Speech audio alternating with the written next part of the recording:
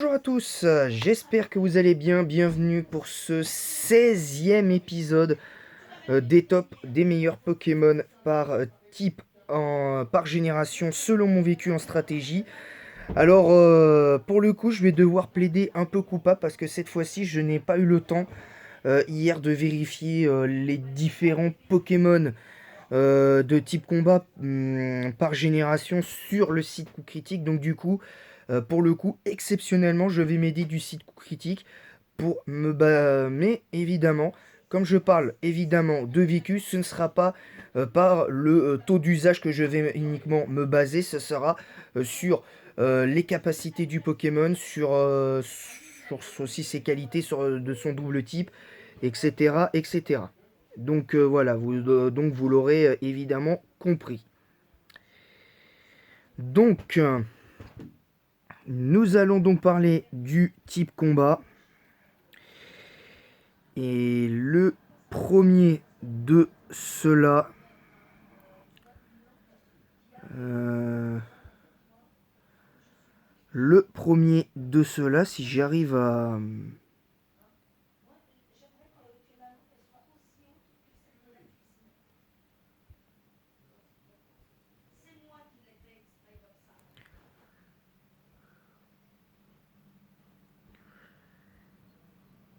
Alors, on va parler d'un type combat en particulier. Et ce type combat, on va commencer par Kikli. Alors pourquoi Kikli? Parce que Kikli, parce que les autres types combat sont un petit peu, je dirais un peu moyens, hein. En l'occurrence, notre ami Taignon notamment. Parce que Taignon, le problème qu'il avait, c'est que certes, il avait 105 en attaque, mais le problème c'est que comme la plupart des attaques étaient spéciales, dont les points élémentaires à l'époque, jusqu'en troisième génération, ben du coup Tainu il faisait pas grand chose le pauvre. Il pouvait rien faire parce qu'il avait un spécial de 35 en première génération, tandis que Kikli c'était pas la même chose.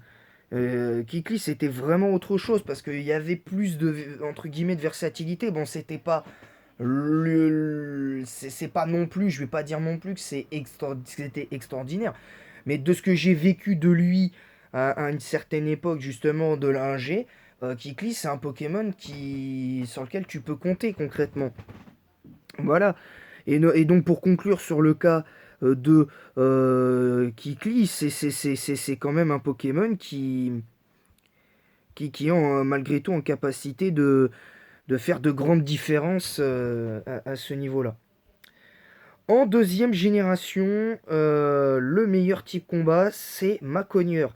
Alors Macogneur, c'est à la fois sur le tiers dans lequel il est, les usages, mais c'est surtout par ses statistiques que je le mets assurément dans le top parce que pour moi c'est le seul type combat de valable en deuxième génération avec Matt Chopper pour la simple et bonne raison que ce sont les deux seuls Pokémon qui peuvent gérer en tant que type combat, c'est les deux seuls Pokémon qui peuvent gérer Ronflex. Et les seuls Pokémon à l'heure actuelle qui peuvent encore gérer Ronflex, ben, t'as toujours le monstre qui était Tyrannosif, tu as Hermure, tu as Fortress, et tu as Macogneur et Mad Chopper pour moi, en comptant Rhinophéros, parce que Rhinophéros peut gérer Ronflex, hein, je le maintiens, et voilà, après vous êtes libre de ne pas être d'accord avec moi, je le respecte évidemment, mais voilà, mais moi c'est ce que je pense. Voilà. Parce que ce Pokémon, il a quand même accès à des attaques assez cool. Alors, seul défaut quand même, c'est sa vitesse qui est pour moi assez moyenne et qui était forte à l'époque vu que les EV en deuxième génération étaient, je crois, maximisés. Mais bon, c'était pas non plus extraordinaire. C'était pas non plus extraordinaire. Bon, l'autre gros défaut aussi que j'avais avec lui, c'était pour moi la seule attaque combat efficace, c'était coup-croix. Le meilleur moyen de gérer un, un, Enfin, le meilleur moyen d'avoir un coverage efficace, ben, c'était avec éboulement avec un point élémentaire comme point éclair. C'était la meilleure chose à faire. T'avais au moins deux points élémentaires. Enfin, c'était un peu compliqué pour lui, je trouve malgré tout, mais c'était le meilleur type combat de la 2G. Et comme je vous l'ai dit, là pour le coup, exceptionnellement, je mets du site coup critique. Pour la simple et bonne raison malheureusement, je ne peux pas faire autrement.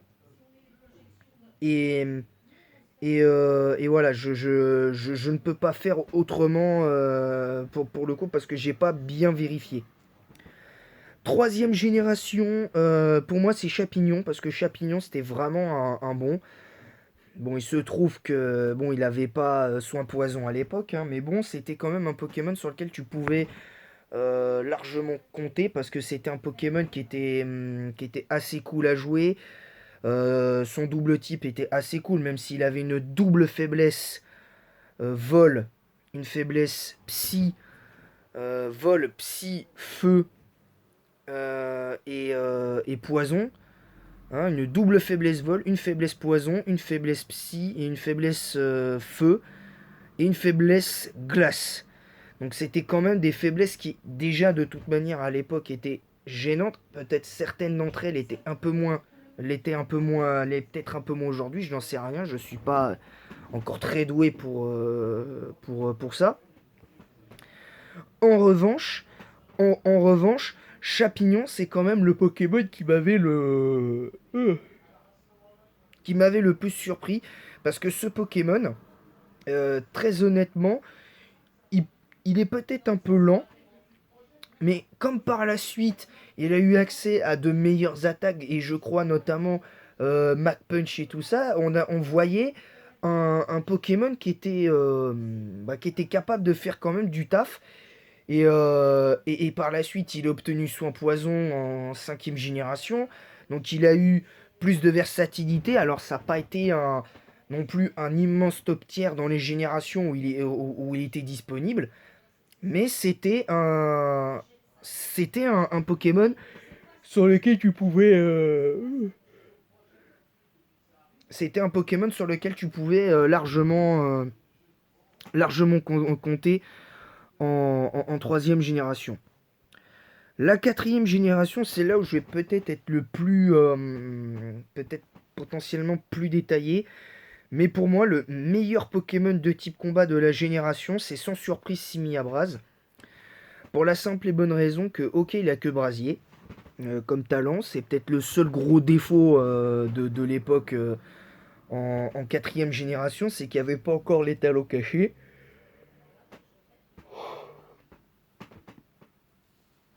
Il n'y avait pas encore il y avait pas encore les talents cachés des Pokémon, qui est apparu en cinquième génération avec le Dream World, donc c'est plutôt le terme exact.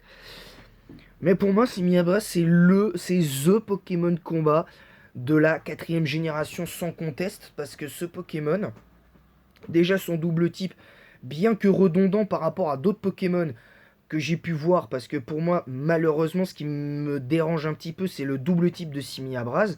Parce que quand tu regardes le double type de Simiabras, t'as comme une faiblesse psy, vol, eau et sol.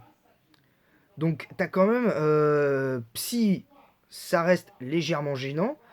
Eau, c'est gênant. Sol, c'est gênant. Et vol, c'est gênant. Mais beaucoup plus que les autres, c'est la faiblesse vol qui est gênante. Donc, moralité. Mais le problème, c'est que face à ces types-là, notamment face au type eau et au type sol, il a une attaque et c'est Neuherbe. Voilà, il a Neuherbe, il a accès à plénitude, il a accès, il a accès sur le physique, il a accès à un coverage qui lui permet de passer le type vol et le type eau avec point éclair. Il a Mach Punch, il a accès à des moves. Il a des moves vraiment. Pour moi, il a un des meilleurs move pool de starter de la, toute génération confondue, en comptant plus ou moins Shinobi et je dirais un peu Oratoria qui a quand même un move pool plus ou moins correct. Et même si ça me fait mal de l'admettre en 8G Pyrobut, mais pour le coup, on voit qu'il y a quand même quelque chose qui pour moi, il y a un truc qui pèse sur les épaules de Simi Abraz, c'est sa popularité. Parce que le vrai problème en fait, le seul problème de Simi Abraz, techniquement, c'est sa popularité. Parce que quand on a vu apparaître pour la première fois dans l'animé Wistikram, on s'est dit tout de suite on va avoir droit à un Simi Abraz. Parce on l'avait trouvé tous très stylé quand il y a eu aussi les jeux qui étaient apparus à l'époque de la première DS Diamant et Perle. Et très franchement, ça a été une grosse surprise. Et voilà, mais par contre, Simi Abraz, je vais pas vous mentir, de tous les Pokémon de la quatrième génération, c'est le Pokémon qui ne te décevra jamais avec Karchakroc. Je peux vous le garantir, parce que ces deux-là, en plus, ils se complètent, mais d'une telle façon, je peux vous le dire, je l'ai déjà fait, je l'avais même subi une ou deux fois à cette époque-là, la combinaison Karchakroc et Simi Abraz. Bon, à l'époque, j'ai pas affronté quand même de très bons joueurs parce que j'étais pas familier avec la stratégie, puis je faisais pas attention aux natures à l'époque. Je faisais même pas attention à mes attaques d'ailleurs, mais bon, c'était autre chose. Le problème, il est. Le problème, étant ce qu'il est. Mais moi, en fait, le seul truc qui me dérange chez lui, en fait, l'autre truc qui me dérange chez lui, c'est ses stats offensives parce que pour moi, j'aurais aimé qu'il en ait un petit peu plus. C'est-à-dire, j'aurais aimé qu'il ait au moins 115 en attaque physique et 105 en attaque spéciale. Parce que par contre, moi, je maintiens que vu le style de Simi Abras, c'est plus une sorte de combattant à main nue, une sorte de combattant à main nue, plutôt que quelqu'un qui va cracher comme pour le coup des flammes comme c'est le cas. Alors il a le droit à des attaques feu, entendons-nous bien, mais je trouve que c'est un petit peu dérangeant. Et il y a aussi sa popularité qui est vite apparue quand la saison 11 et voire même 12 est venue. Quand il y a eu la saison 13 qui était apparue aussi, je me souviens, quand il y a eu Platine, Gold Soul Silver, juste avant que l'animé de 5G arrive, qui est pour moi en animé la pire génération qu'ils aient faite en animé, parce que franchement c'était assez décevant. Les épisodes, il y en a très peu de bons, mais vraiment très peu. Les seuls épisodes de vraiment bons, c'est vraiment la toute fin. Après, pendant la ligue, et même un petit peu après, quand ils vont sur les différentes îles et qu'ils rencontrent Sandra, et notamment quand ils rencontrent la jeune fille là, avec son chevreau et son galvaran, pour teaser XY. Donc voilà, donc pour le coup, voilà, c'est le seul vraiment moment où tu kiffes les épisodes, quoi. Ah non, il y a aussi le Pokéworld Tournament, les moments du Pokéworld Tournament qui étaient assez cool, avec le retour d'Aurore, l'apparition de Cynthia, le fameux combat qui s'est terminé par une égalité, combat de démonstration entre Cynthia et la dresseuse de l'élite 4 de type Psy du Nice. Donc voilà, il y a quand même il y a quand même de belles choses. En cinquième génération, le type combat, je vais pas vous mentir, c'est sans surprise. Va pas y avoir de surprise pour le type combat parce qu'après le type combat pour moi est un peu, c'est la génération où le type combat était le moins fort pour moi. Mais il y a un Pokémon dont je vais vous parler parce que j'hésitais entre Keldeo et Beto Chef. Et ben je vais prendre Beto Chef parce que c'est bon, désolé, hein, j'ai dû faire une légère pause. Donc je disais, pour cette cinquième génération, je vais parler de Beto Chef.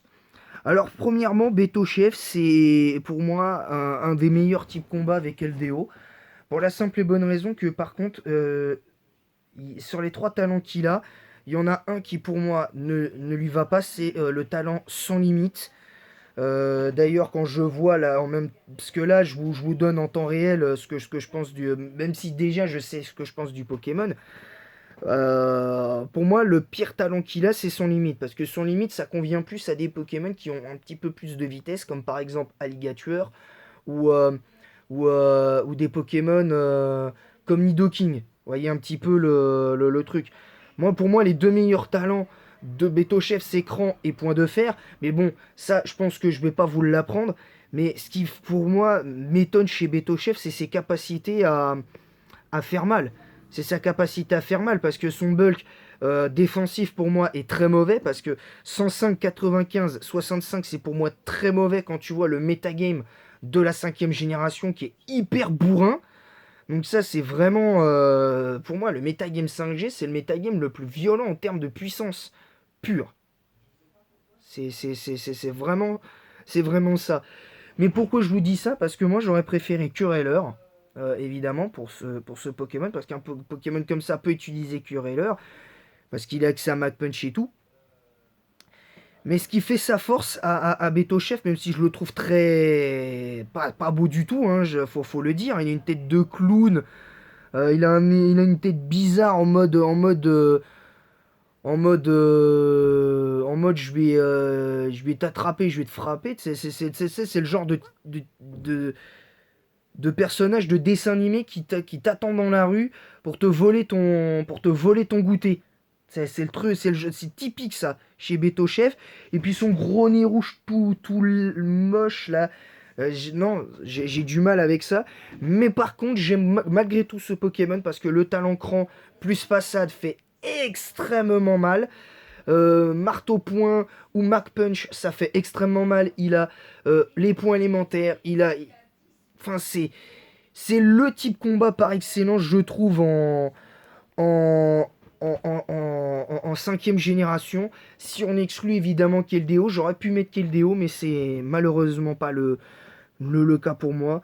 Parce que c'est vraiment un Pokémon qui est vraiment cool à faire. En sixième génération, ben là je vais pas être original, mais je vais prendre Euh, il y a un type combat qui m'a le plus marqué, je pense, parce que je le joue actuellement en septième génération, mais je les joue aussi en 8. C'est Mega Charmina. Alors, Mega Charmina, c'est un peu spécial parce que quand tu regardes les stats de base de Charmina, t'as peur. Mais bon, grâce à Force Pure, ça augmente son attaque. Et je crois que ça double son attaque, je crois, le talent. Force Pure, c'est en fait un Coloforce. Donc il a une base virtuelle d'attaque de 120. Ce qui est pas non plus. Ce qui est quand même assez cool chez ce Pokémon. Et quand tu sais qu'en méga évoluant, Force Pure double déjà virtuellement son attaque et qu'il a une attaque de 200 virtuelle de base, avec une vitesse de 200, ce qui est quand même pas vilain. C'est quand même pas vilain. Il a accès aux points élémentaires, il peut se soigner avec Vampipoint. Il fait énormément de dégâts, ce Pokémon. Il fait énormément de dégâts, ce Pokémon. Alors après, on m'avait appris récemment qu'il avait accès à piste au point. Bah, la prochaine fois que je jouerai Mega Charmina, j'essaierai piste au point. Donc, ce sera toujours temps de choisir. Mais très sincèrement, je m'attendais pas à ça, quoi. Je, m'a- je m'y, j'avoue que que je m'y attendais pas. Je m'y attendais pas spécialement. Je dois avouer que ça a été une grosse surprise, Benga Charmina, parce que concrètement, ce Pokémon, il me faisait plaisir. En septième génération, c'est un peu particulier parce que les Pokémon de type combat sont un peu plus en difficulté avec l'arrivée des Toko, et tout ça. Mais pour moi, le meilleur pour ça, qui est capable plus ou moins de gérer les Pokémon de type fée, justement notamment les Toko, à part peut-être Toko Pisco pour un certain Ekaiser. Alors pourquoi Ekaizer? Parce que pour moi, Ekaizer, il a l'archétype du dragon combat semi-légendaire exceptionnel. Il avait tout pour être exceptionnel, et il l'est encore aujourd'hui. Mais malheureusement, euh, il est comparé et surclassé par d'autres types dragons, comme Karchakrok, comme Dratak, Dracolos, même un peu Libégon. Reshiram, bon, Reshiram, et Zekrom, je crois, ils sont Uber. Kyurem, il était comparé à Kyurem pendant un temps. Il y a eu. Il y a eu Kyurem B, Kyurem Black, Kyurem White. Il y a eu. Il y a eu. Comment il s'appelle bah non, bah, Ongloutirant non, mais il y a eu d'autres. Je crois, il me semble qu'il y avait eu d'autres types de dragons, mais à l'heure actuelle, il est comparé aussi à d'autres Pokémon dragons comme Lanceurien et tout. C'est très compliqué, mais très franchement, je mets Ekaizer dans son rôle de type combat parce que franchement, Ekaizer c'était quelque chose. Parce que pour moi, il a des stats parfaites. Il n'a pas besoin de changer, honnêtement. Je vous le dis, pas besoin de changer. Pourquoi? Parce que, un peu à l'instar d'un Léviator, alors pourquoi je compare Léviator à, à Ekaizer? C'est parce que tout comme Ekaizer, tout comme Léviator, a accès à une attaque qui change un peu tout pour moi, c'est Danse Draco. Et son accès à Danse Draco ben, change un peu tout pour le Pokémon. Parce que sans ça, je pense que même avec des stats plus ou moins parfaites, il serait pas overuse. Parce que, à part dans Slam, il aurait pas, s'il avait accès genre à une priorité, genre Mac Punch, piste au point, ou un truc comme ça, là peut-être que là, ouais, ça pourrait changer éventuellement quelque chose. Mais là, il a 85 de base en vitesse, certes, mais il a Danse Draco. Donc, donc pour le coup, ce Pokémon, il fait, en plus, il peut faire un taf monumental. Il a accès à Tête de Fer, je crois. Il a accès à Direct Toxique. Donc déjà, il a un double coverage face au type Fée. Il peut largement passer le type Acier avec Séisme, avec des attaques de type Feu, comme Point de Feu, même si ça manque un peu de puissance. Il a accès à quand même d'excellentes... Ah, je vais y arriver. Ah, aujourd'hui, j'ai un peu de mal. Il peut se soigner avec Vampipoint, il a Close Combat. Bon, il a Cogno Bidon, mais bon, c'est un peu moins utile pour moi. Il a les pièges de roc. Voilà, en plus, comme il peut être joué spécial, c'est quand même assez violent chez lui. Donc, donc voilà, c'est quand même un Pokémon très cool. C'est quand même un Pokémon très cool. Et pour conclure cette vidéo sur le type combat, on va partir sur un type combat en particulier en 8ème génération qui a surpris son monde concrètement. On va pas non plus se mentir, même moi je dois avouer que je m'y attendais pas parce que au vu des statistiques, je m'attendais à ce qu'il soit dans les tréfonds du Neveruse. Et ben finalement non, c'est Mouscoto. Mouscoto, pourquoi il est dedans? Parce que je ne saurais pas vraiment expliquer clairement le truc, mais visiblement je pense que c'est grâce à Boost Chimère. Mais je pense que c'est aussi grâce à son énorme défense de 139, son attaque qui est égale à sa défense, c'est-à-dire 139 en attaque aussi. Il a une vitesse plutôt correcte de 79, donc en plus il peut être joué défensif avec le Rocky Helmet. Voilà, donc je constate avec surprise qu'il a des objets qui sont plus ou moins utilisés chez lui. Et je pense à la ceinture pro, je vois les restes, les grosses bottes, le scarf, le mouchoir choix, le bandeau choix. Bon, je vois qu'il est plus joué avec le Rocky Helmet. Mais là, et quand je vois les capacités les plus jouées chez lui, bah, c'est pas étonnant parce que point glace, close combat, il peut se soigner avec atterrissage et vampipoint. Il a séisme, il a vampirisme encore pour se soigner, donc il a un autre stab pour se soigner. Il a toxique, il a les points élémentaires. Allez, vas-y, c'est la fête quoi. C'est la fête. Je pense que c'est un petit peu pour ça qu'il est dedans. Et très très très honnêtement, je trouve que très honnêtement, il est surprenant ce Pokémon. Alors comme je l'ai dit, c'est le seul type de ce nouveau format que j'ai pas eu le temps de vérifier hier, donc vous étonnez pas si j'ai de temps en temps regardé mon écran de téléphone. C'est parce que déjà je n'étais plus très sûr des Pokémon que je voulais mettre. Donc je suis content, les Pokémon que j'ai mis c'était ceux que je voulais mettre de base. Donc je suis quand même content. Et, et, euh, et voilà. Mais sur ce, voilà. Donc en tout cas, j'espère que ce 16e épisode de ce nouveau format vous aura plu.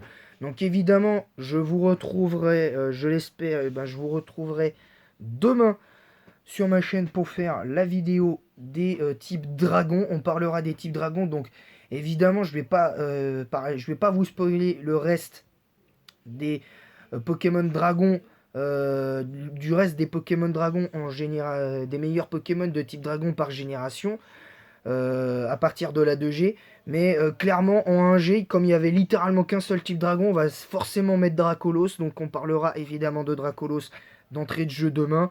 Donc vous inquiétez pas. Parce que c'est un peu triste, il n'y avait que lui. Hein, à part Mini Draco et Draco, il n'y avait que lui. Voilà, c'est un peu triste techniquement, mais bon, c'est comme ça. Voilà. Ah, voilà. Sur ce, je vous laisse. J'espère que cette vidéo vous aura plu. N'hésitez pas à me dire, vous, quels sont vos meilleurs Pokémon combat en stratégie selon votre vécu. Et je précise selon votre vécu, parce que je veux que vous me parliez de votre vécu, évidemment. Et si à la limite, il y en a plus un que l'autre dans votre top à vous, pour et même dans les différents tops que j'ai fait sur les autres types de Pokémon, bah voilà, bah vous avez ça. Donc demain ce sera l'avant-dernier épisode et évidemment donc du coup bah, exceptionnellement samedi je vous ferai le dernier épisode de ce top. Et ce top là, vous l'aurez compris, ce sera le top des types fées. Il n'y aura que 3 types fées que je pourrais nommer parce que le type fée c'est la 6e, la 7e et la 8e génération. Quand il y aura un peu plus de génération, on pourra peut-être plus étoffer le top type fait un jour parce qu'on recommencera ce nouveau format, on refera ce nouveau format dans les prochaines années.